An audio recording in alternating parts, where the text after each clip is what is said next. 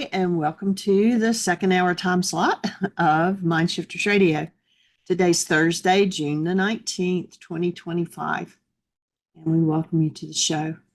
And I will turn it over to Michael because I have a little one grabbing onto my leg here. All right. Thank you, dear heart. And welcome, everyone. Delighted that you're here and ready for the next layer of conversation. A couple of other folks I had spoken to this morning were supposed to be on their way, so we'll anticipate we'll see them momentarily. But wondering if anyone has a thought, anything on your mind, question about forgiveness, about any of the tools that we're using that we presented, any successes to report, any input on insight or Susan, welcome, young lady. Hi. How are you? I'm good. Hey, welcome. Really good. Question, I know I keep asking this over and over. So, we talk about Rachma, and that is the filter for the activation of love in the frontal lobes. And then Right. in the back of the brain is it's Khooba, right? Khooba. Khooba. Khobba. Okay. No, So is that Khooba. okay, Khooba. Yeah. Okay.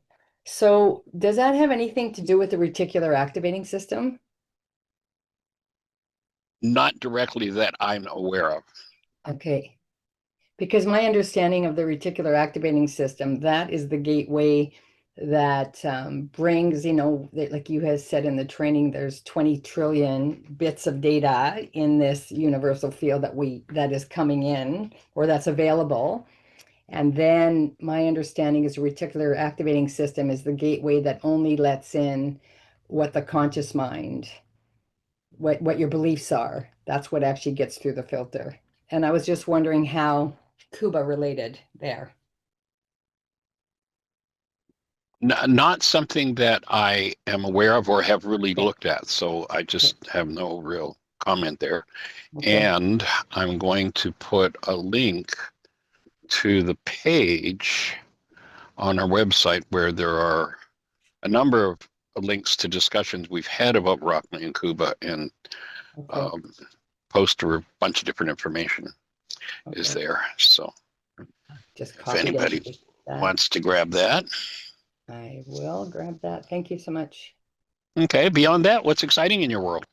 I'm just doing my showing up every day, and it's getting really exciting because the truth of me is being revealed, like the amount of information that's coming in now as to the mission and breaking free. And I can actually feel the layering of distortion, especially on the right side, that was not real ever, but that you're looking through that lens of distortion, but it's beginning to really lift. So that's really exciting. And then I'm excited to, Lindsay, obviously you've met, and then Andrea, and I'm working on a couple more people to come in November. Cool. So I'm just excited, and I keep telling them we're just aligning with a mission and, remembering who we truly are. Awesome. Well, as I look at you physiologically, the alignment of your head and the lack of tension in your neck is like your body's got to be feeling so much easier and so much better, especially from the neck up.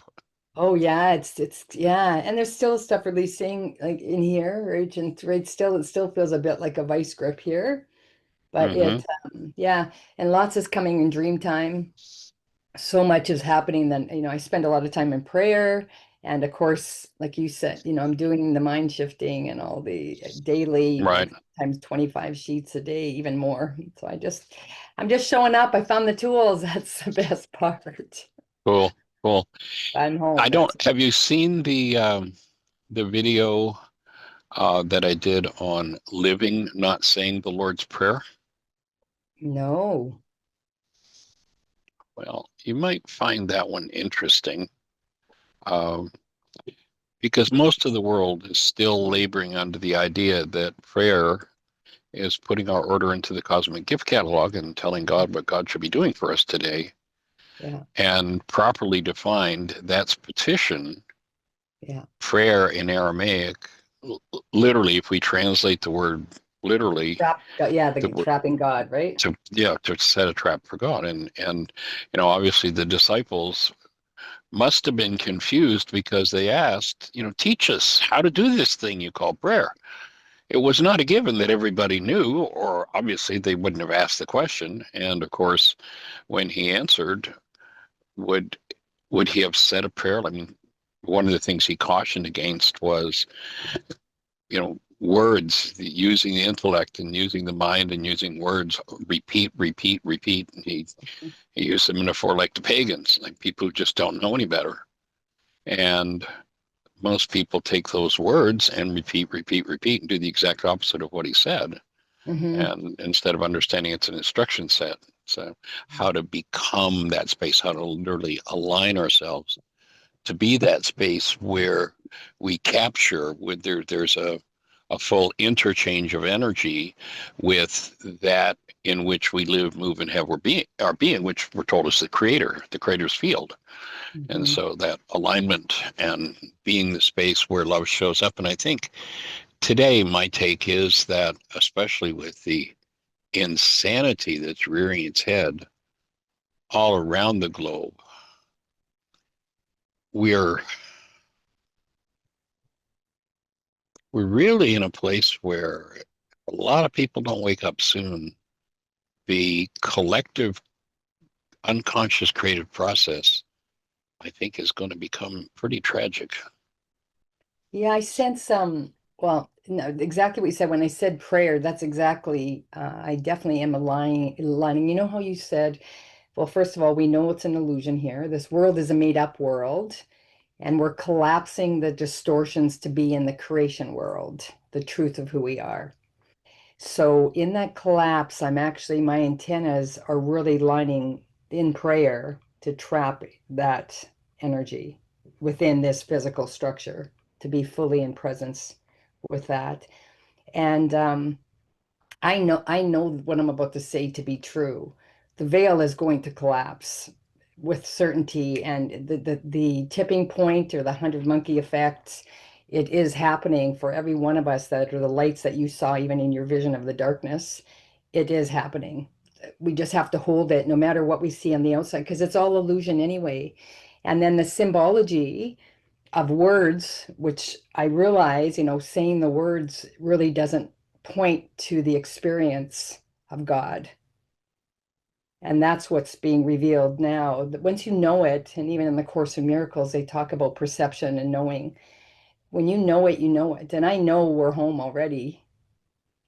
I know that. And now my physical structure is catching up. And that, I think, for many, and as I light that up in my own mind, it lights up in humanity's collective mind, consciousness. And that puts, That's the key. Yeah. I we're love all the doing that. And the more people we get on that path, the more people that we open the doorway to find this space of truth. There's nothing to do other than to know it.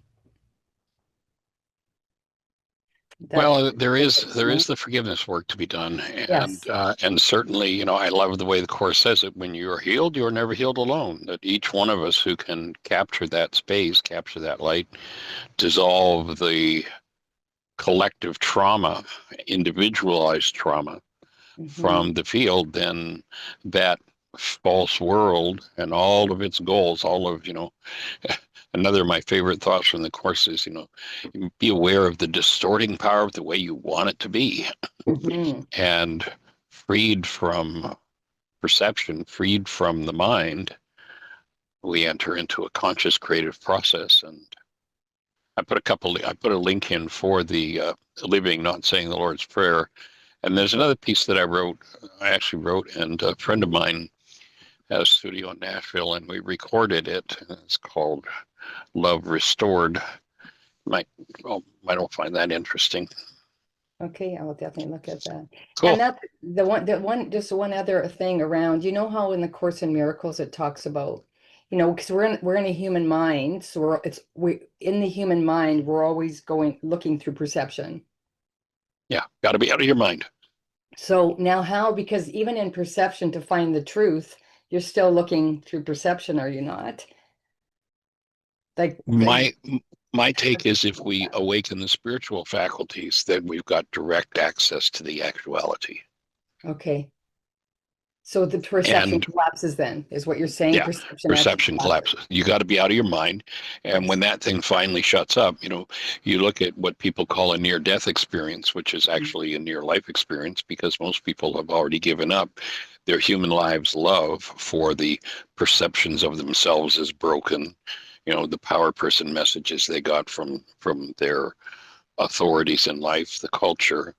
And when people experience clinical death, that whole thing shuts up. Now, if Yeah. one is fortunate enough to be resuscitated after clinical death, then they come back with a direct experience. And for me, the genius of Yeshua's work is that he gave us a way to have a near life experience without risking, it's kind of a risky way to do it. Okay, kill me and let's see if I come back. Let me have a taste of this experience. Yeah, well, it's a little risky. But each time his tool of forgiveness is used, to me, it's like a miniature near life experience. Even Yeah. if it's just for a second, that perceptual construct collapses and we're able to have a taste of being, taste of being, a taste of being. And when that becomes the thing most valued, then Mm. we'll be out of our minds. And, the mind will be there. It's a database. And if you need something from the database, you'll go get it, but it won't run your life anymore. Yeah. Most people, I think the primary addiction is addiction to the traumas and the stories in carbon-based memory and the goals there. Yeah, that's what I'm finding. So much is so many layers are collapsing for sure. So it's thank you. Awesome. It's just exciting. Very cool. So thank you so It much. is exciting. All right. Okay. Delighted. Anyone else have any thoughts in that regard? Does that make sense for everybody? Questions, thoughts, answers, ideas, anything to bring up?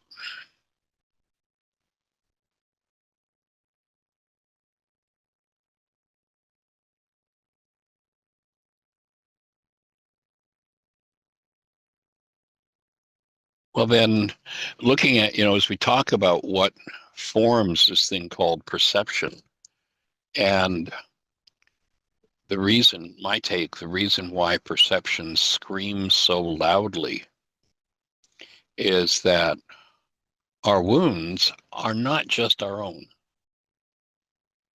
When something resonates, a deeply held trauma, it oftentimes is literally a multi-generational assault. This store of unresolved pain that results in repeated experiences, and each time another generation unconsciously goes through producing a trauma-based result because in their genes there is a trauma-based cause. That story of the Jews wandering in the desert for 40 years had nothing to do with being lost in a hot, sandy place. What they were talking about was the unconscious. And what had to happen to get out of that space of unconsciousness, did they say, was the old generation had to die off. And that doesn't mean everybody in old physical bodies had to physically die. The root of the word generation is genari. It means cause. The cause is held literally right down into the genes. Multi-generational have to be removed. And once it's in there, if people choose to remain willfully ignorant of their own creative process, i.e., when they're stuck in the why is this happening to me again experience, they retitle my book and they call it, Why Are They Doing This to Me Again? Like they're not involved in their own lives. And generation upon generation, storing that sort of unresolved pain, which creates experiences generation after generation, and the energetic noise, we can see it as interference, obscures the subtle but permanently available expression or experience of our true nature, which is that of conscious active present love.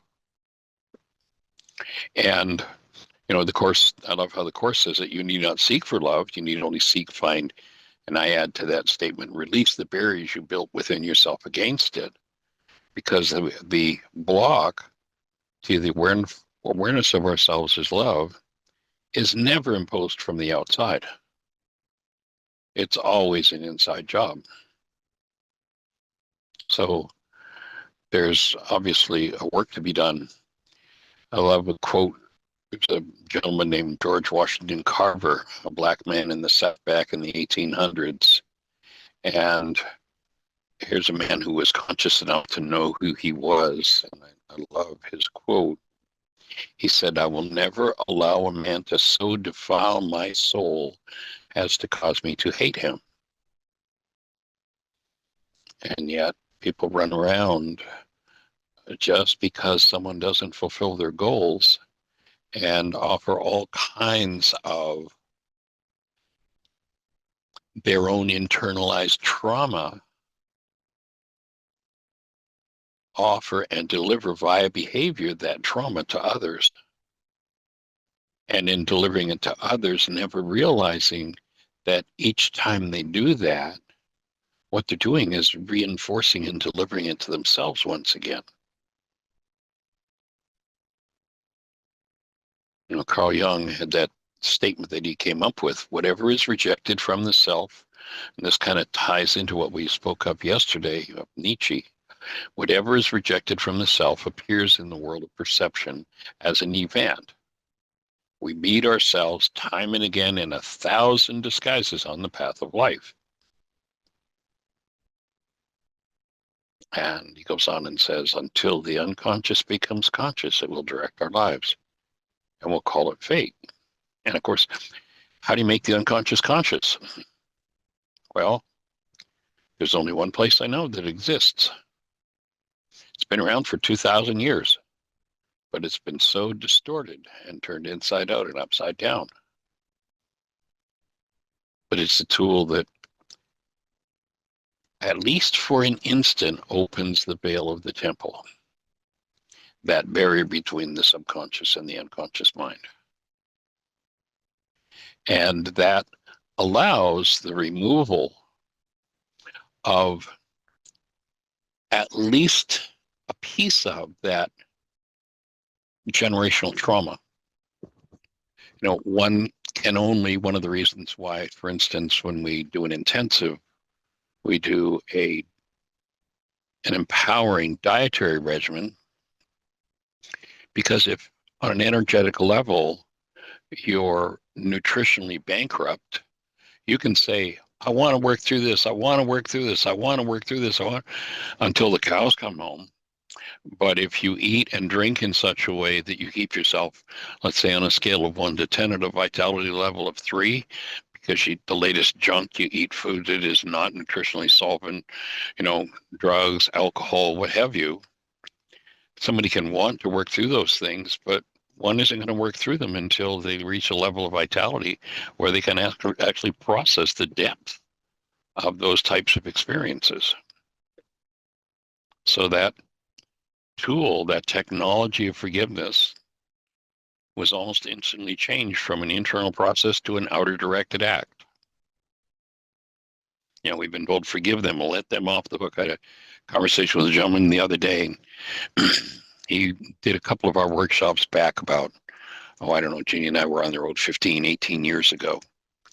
And he loved it, but he never did anything with it. And now he's in a place of a lot of pain and suffering. And he's so committed to the world of blame. And when I talk to him about, so here's what drives your mind to use pained content if you cancel the goal involved. And his listening was light years away from my speaking. So if you're in a state of disturbance or upset, cancel the goal that's driving your mind to use that pain and you get to directly access that pain. You collapse the projection of that information, and you get to access that pain directly and throw it out. And his mind went into this whole diatribe of, well, so you're telling me I have to live a life without goals? I'm not supposed to want to accomplish anything? Well, how am I ever going to get anywhere if I... And this whole big thing is like, wait. Notice I didn't say a word that resembles anything you're saying right now. Your listening is presenting things to you that do not even relate to my speaking. And it's interesting how often in this 20 trillion bit actuality, the 9-bit mind comes up with something that bears little or no resemblance to the actuality. And that's what's happened with forgiveness. Instead of being understood, and I identify fully with believing that it's about letting other people off the hook, because of course for decades that's what I was taught. And then when I started to work with the Aramaic forgiveness process, to really, the simple explanation that to me I think is so profoundly powerful when you have the eyes to see and the ears to hear it, is that you load a goal in your mind. That goal becomes a driver for your perception, and the activator, the resonator for what moves in your physiology. If what's moving in your physiology is painful to you, then you want to get access to that information directly and remove it. Well, how do I do that? In Aramaic, the word forgive is shabag or shabak, and it literally translates to cancel. You cancel the goal that drives your mind to use pained content, traumatic content stored in the structure. And when you cancel that goal, the construct of your mind collapses in on itself. And when it collapses in on itself, it gives you access to direct access rather than pushing it through the picture world. Oh, I want Bill to be perfect here. I want Bill to take care of what he said he was going to do. So now if Bill isn't doing what I want him to do, fulfilling my goal, I use this particular trauma that relates to our conversation to build my brain's image of Bill. And he shows up in my mind with my problem attached. And when we were given the directive to let them off the hook, forgiveness was gone. And I don't know anywhere you will find it aside from the first century. If you spend, and it took me literally, maybe I'm a slow learner, I don't think so, but it took me literally 35 years working full time with Yeshua's first century Aramaic words to be able to explain what I just explained in 2 minutes or less. In the early years, I didn't know, it didn't make sense to me to cancel the goal either, but on the occasions where I would share it, people would say, I've been doing that goal canceling thing. That's really powerful. So I thought, well, really? Okay, so that then became the focal point of my work. And over a period of 35 years, it finally became, so this is why I would cancel a perfectly good goal. Because when I loaded it in my mind, this perfectly wonderful goal, gee, all I want is for this person to have a wonderful life, and I see them abusing themselves. I just want them, Michael, why would I cancel such a perfectly good goal? Because when you loaded it in your mind, that goal brought into play unresolved trauma in you.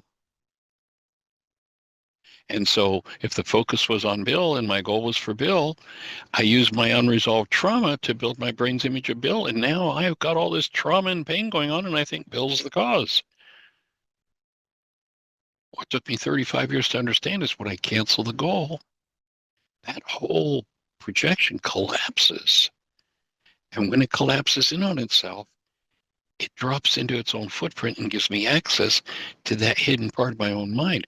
And the thing to get is it's always safe to do that, no matter what you're going to access. And of course, as we all know, you can access some pretty heavy duty stuff.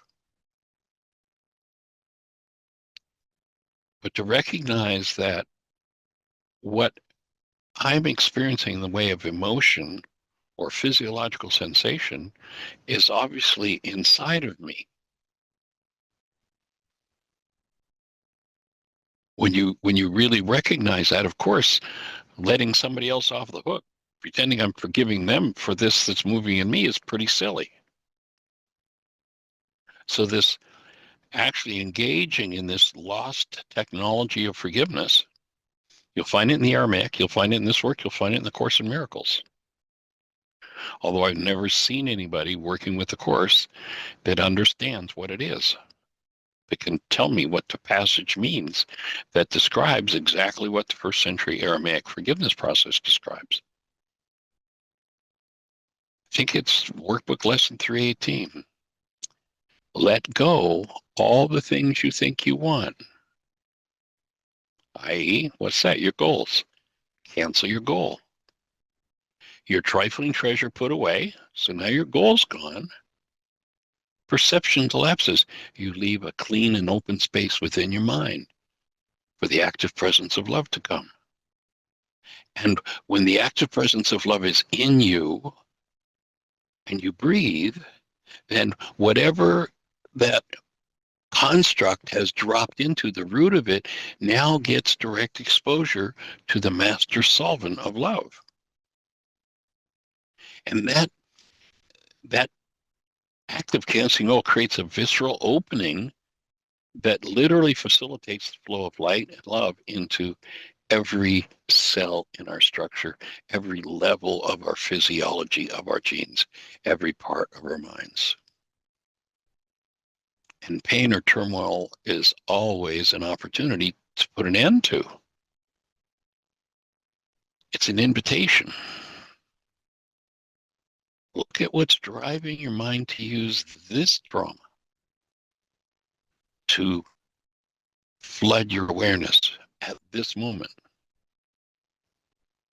Cancel the goal and watch what happens.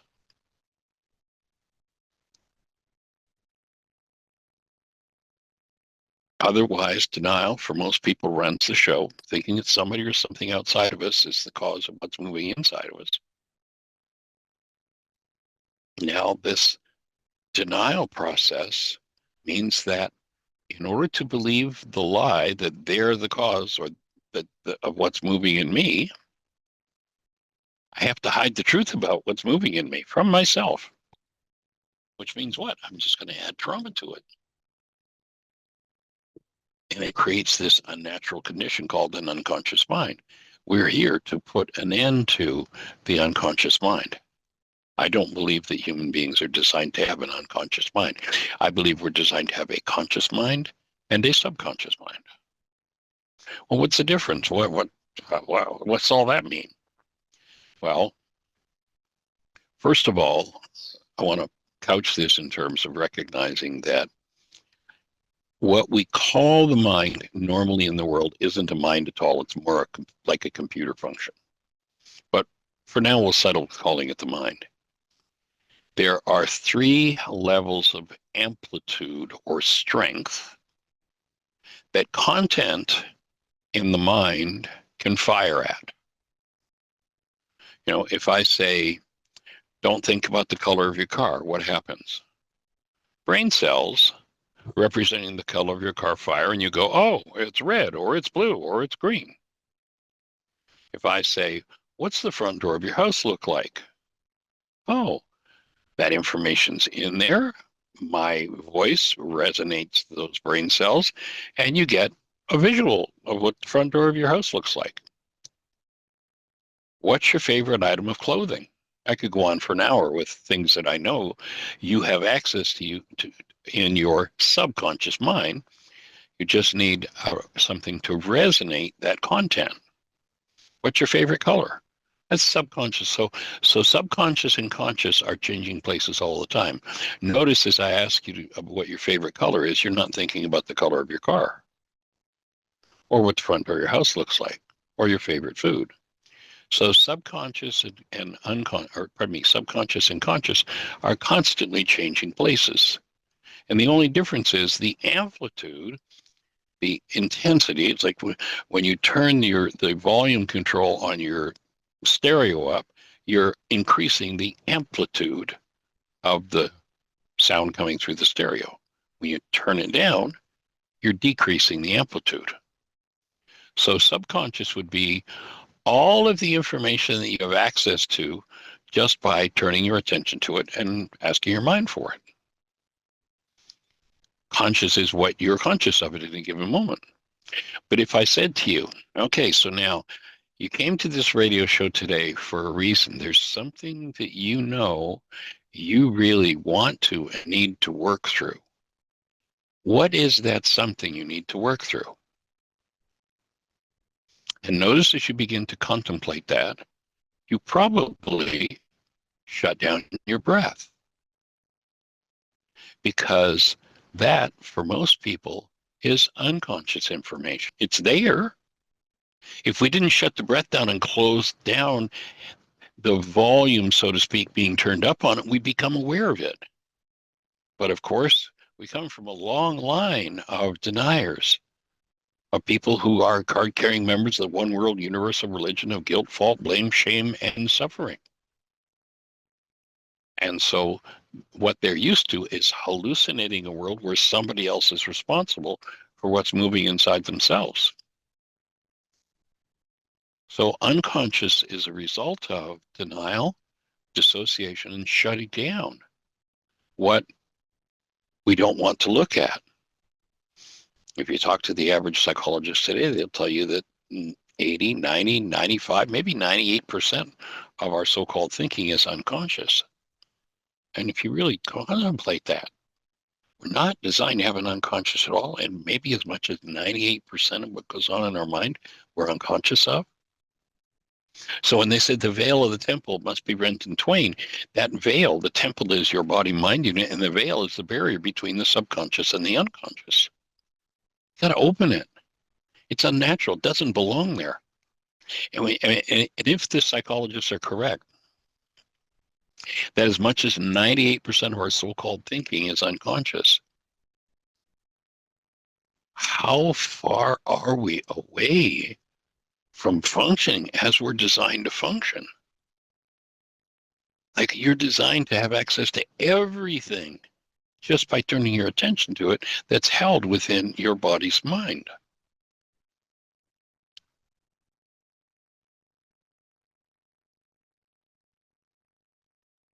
Carl Jung had an insight into that when he said to people, what if I should discover that the poorest of the beggars and the most imprudent of offenders are all within me, and that I stand in need of the alms of my own kindness, that I myself am the enemy who must be cherished? What then?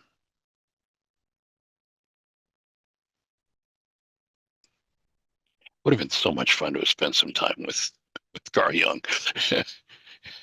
Just such a giant. And so what is it that each of us refuses to open our veil about? And individually, one of the powers of working with community is that when one or the other of us, it's too much to bear, there's somebody else there breathing with us, somebody else there holding the space, somebody else there when perhaps the trauma that is resonated is so big that we go unconscious, that you've got someone else there who can hold live, conscious, active, present love in the space to bring the dissolution of what never belonged.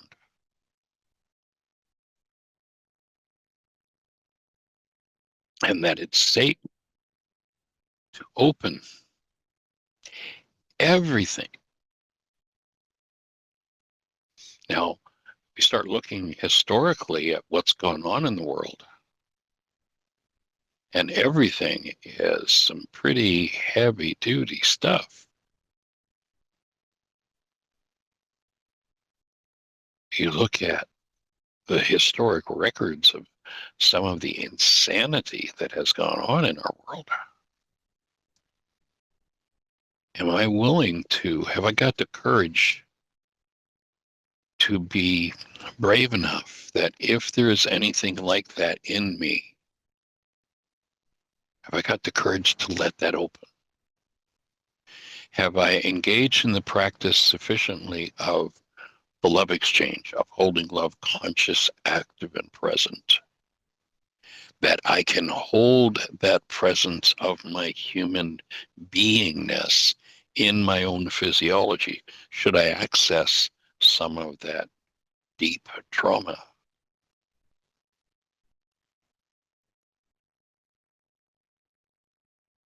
And can, as Carl Jung says there, can I give myself the alms, the gift of the presence of love?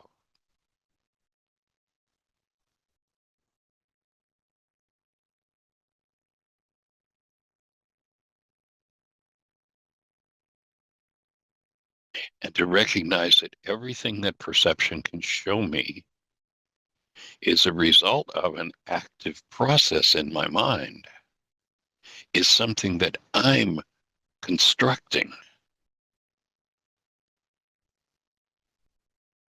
And at any given moment, I'm experiencing my own version of reality based on the information coming in through my senses. And what my take is, what I've observed is most people with those constructs of their minds take that 9-bit construct and put it squarely in front of the world of actuality. Don't show me the world of actuality. I have a reality here, and I'm going to make sure that I never peek around it to see what's actually going on out there. And that's what keeps us locked into these generational patterns.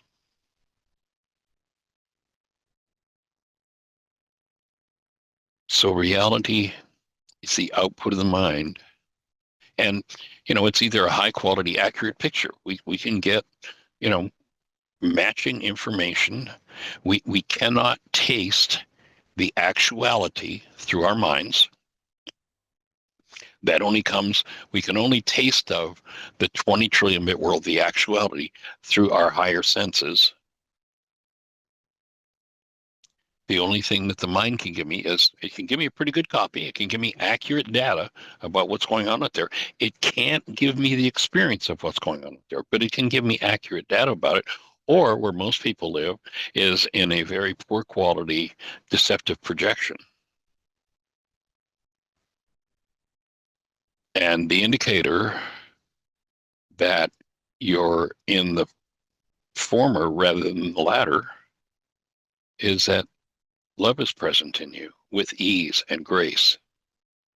It takes a little more effort when you're in a poor quality hostility and fear-based deceptive projection made of corrupt data.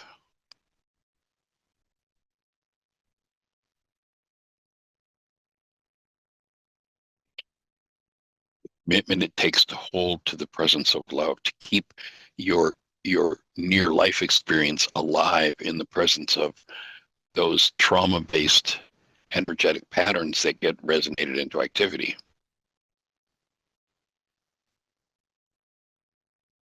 And then remembering that when the mind is using corrupt data, it massages that unconscious content to make them look like pictures of external things. Of course, you always have to remember, I'm the one who's feeling it, so this is happening in my physiology.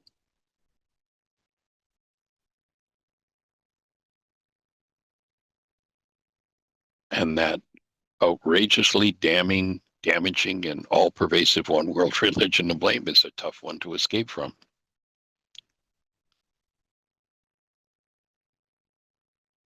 And of course, when I tell you, or when you tell me that I'm the cause, or I tell you that you're the cause of what's happening inside of me, I am now clenching my membership card in that church. And it's a tough one to quit.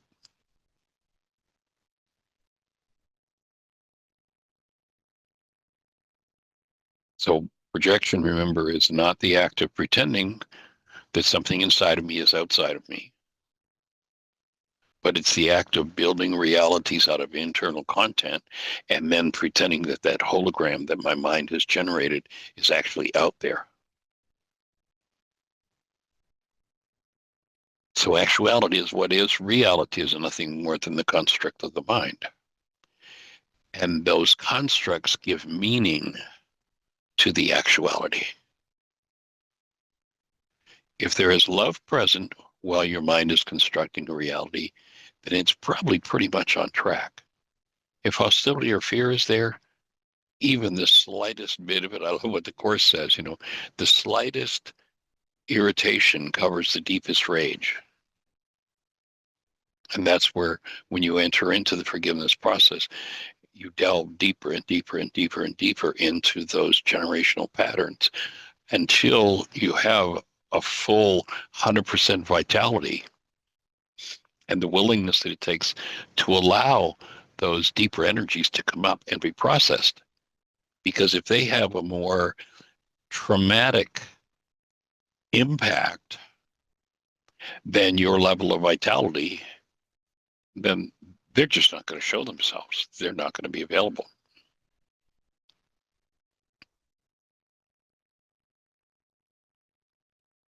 So does that make sense for everybody? Any thoughts about that?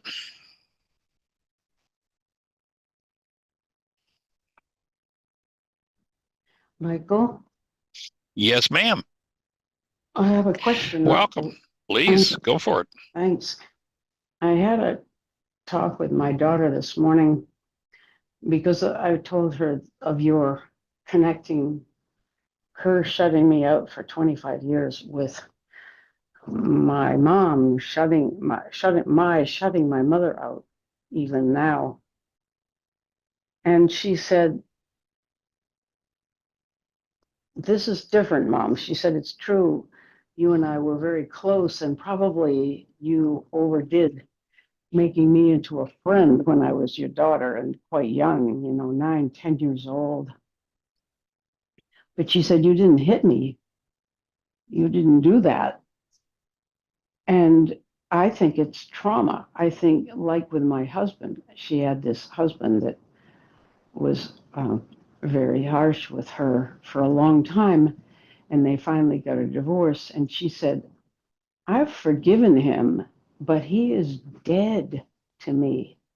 When I hear about him, I have no feeling at all. I wish him well.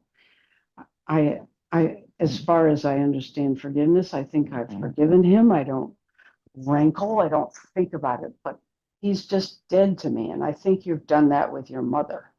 I'm just telling you, Michael, I'm sitting here not having achieved the goal of the still point and wondering where what my daughter said fit into all this." Mm.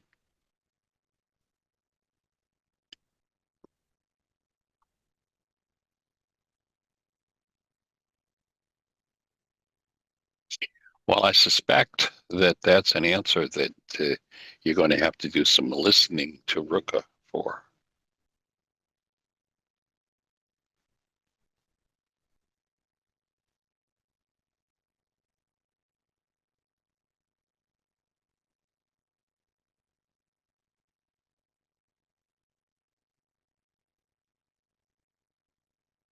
Does that resonate anything for you?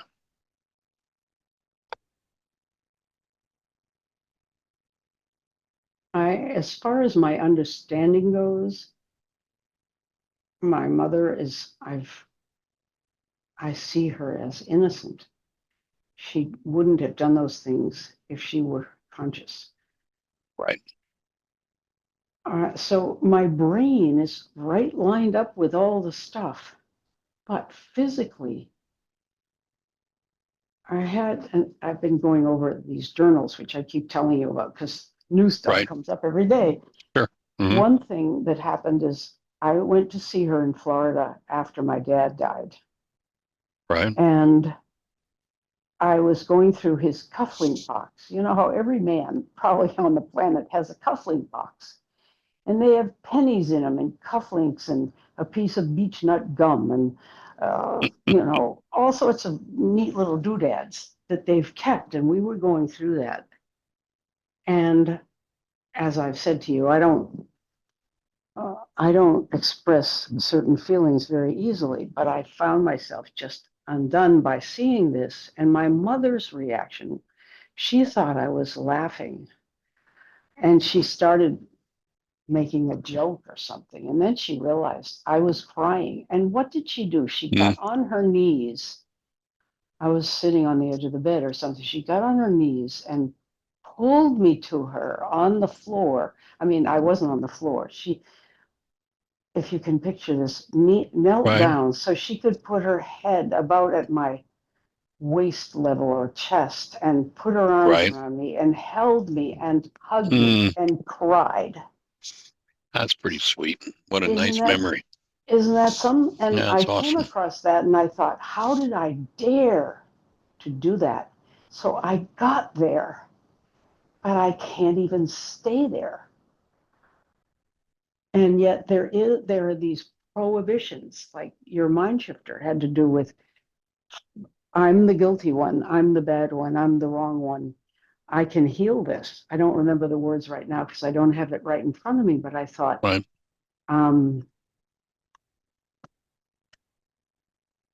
I could do it, but I can't stay there. There is such shame. I mean, the fact that I went beyond my own inhibitions that much then, and it took the death of my dad to get there. But there was that moment. And there was another moment that when I had had this incredible crush on a woman, and my mother came into my bedroom because I was crying so much over her. She had been visiting the girlfriend and then left, and I was 16 or 17. And she said, when I was 20, I worked at a girls' camp and I fell in love with one of the counselors. And I was amazed that my mother had had an experience like that. And she was telling me, she was trying to connect. She was saying, Right. I get it. I've felt that way. And even then, though, I just, on that, sitting on my little cot in my funny little room, in our funny little house, she was trying to get to me, and I couldn't let her in. I couldn't say, you did that? You had that too? I just, it must be so hard for parents when their kids push them away, but I did push her away. But years later, when my dad died, yes, there was that moment of connection. I've been visiting that moment and seeing that it didn't end up being bad. It wasn't dangerous. It was fine. But so much of me is sitting on the other side of that vault and won't open the door. That's all. And my daughter says, this is the word she used. She said it was abuse. Abuse does that. It pushes you into a mindset that you don't have any control over. Now I'm asking you to give me permission to blame trauma, blame my mother. I understand that. I'm just sitting here dealing with it. One thing that I would offer at this moment that seems to be significant for you is that there's one huge distinction when your daughter says the similarity between her former and you and your mother Yeah. is that your mother is and has remained very much alive to you. She is not dead to you, Mm. as your daughter did with her former. That's interesting. I never thought of that. In a way, yes, but in that way, no. In we did have such a good time taking care of her at the end of her life. The perfect patient, the funniest, most appreciative little person. But I never dared talk to her about that. So yeah, maybe she's staying alive because I'm about to finish something. I'm about to connect. Who knows? What a nice thought that is. Yeah, yeah.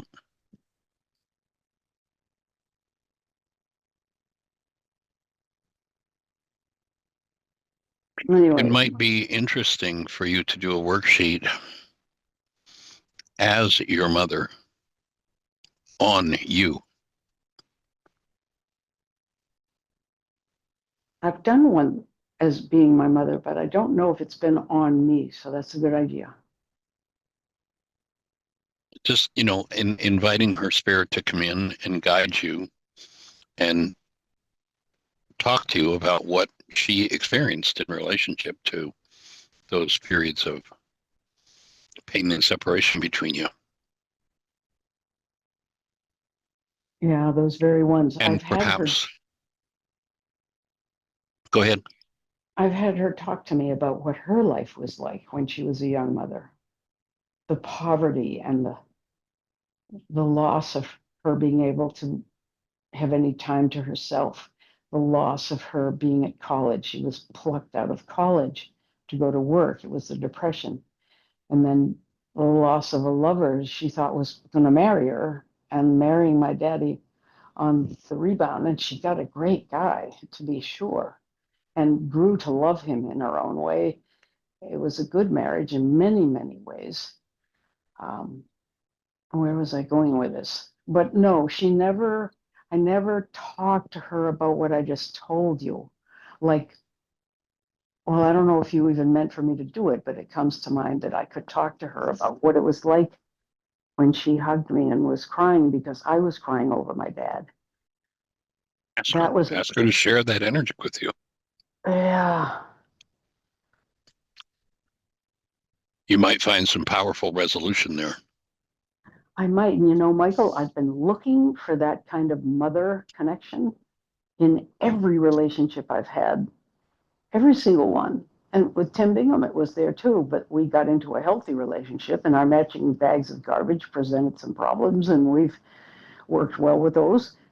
So I've gone on to other people, hoping for something like that to happen where I could really let it in and the whole deal could be taken care of. Yeah. Well, thanks for listening. Freeing yourself of, and that would take worksheets around the abuse that was done, freeing yourself of the trauma energy of that abuse, I would suspect would open another level of space with her.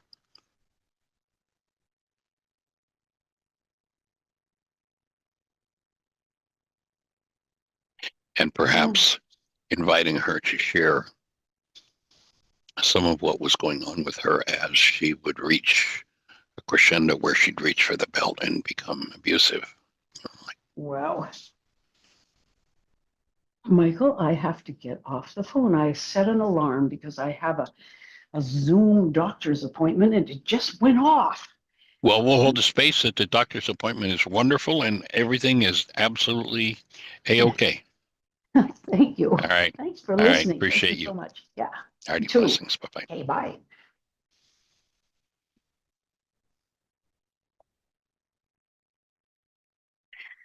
Well, that resonate anything for anybody?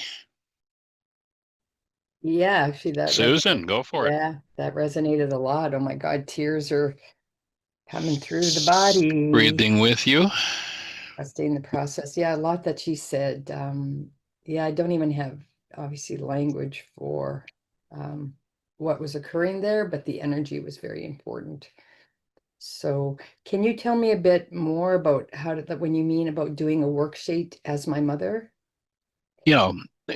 Get into a quiet space, kind Yeah. of a meditative space.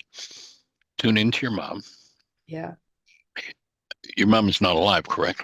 no, not like. Okay, so tune into your mom and ask for her permission if you could go in and do some forgiveness work in her place. And then breathing into her space and writing the worksheet from the first person as her involving you. And ask her to share with you what was going on for her. And that oftentimes opens a space for a new level of compassion to come in. And, when you get a sense of, because what parents do when they're in abuse doesn't make any sense to the kid. Yeah. But then, having gone through experiences yourself and seeing how perception can be distorted, making the space for a worksheet as her can just open huge spaces. Yeah. Okay. Yeah, I can feel lots going on right here on the neck, and it's almost like I'm underwater right now, whatever that is, but I'll do that for sure. Well, Oh, breathing with you. thank you so And much. what you might do Yeah. is you might, as you do that worksheet, well, of course, you're breathing in through your mouth, but you might just imagine the tissue that's got some restriction in it, Yeah. that you're actually receiving the breath through that tissue. You're actually breathing in through that tight place in your neck Yeah. and allowing that to soften and open. Yeah. Receive the breath and receive the presence of love Okay, I will do that. as you're doing it. Yeah. Thank you so much, Michael. Honored. Thanks for your willingness. That willingness is just such a huge key. Angelic, glad you showed back up. Welcome. Hope all is well in your world. And we're just about ready to close the show out. We've got a couple more minutes. So with what our conversation's been, does anyone have any thoughts, questions? Angelic, did you by chance come with a question for us or a thought to share? If so, hit your mute button and say hello. Hello, I don't have any questions. I'm just taking in the energy and listening. Thank you. All right. Well, glad you joined us.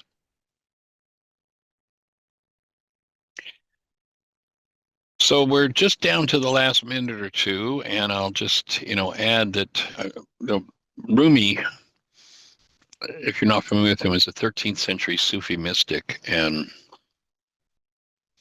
so poetic in the way that he expressed, and he summed up the healing process in just a very few words that are so powerful. He says, love is the cure. Your pain will give birth to more pain until your eyes exhale love as effortlessly as your body yields its scent. What would you have to soften in you and breathe through in order to literally have this flow of love in you come through whatever it had to come through to literally exit through your eyes, to be breathed into the world through your eyes?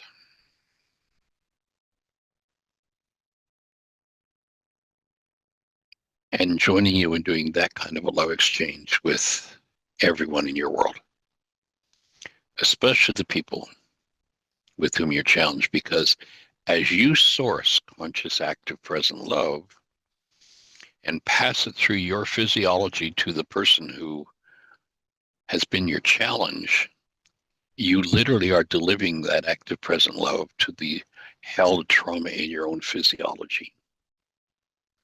And you're delivering healing to yourself, to that, even if you're not conscious of that part of yourself, you can deliver healing to that part. So joining you and being able to do that, and thank you for being with us. Have the best year yet of your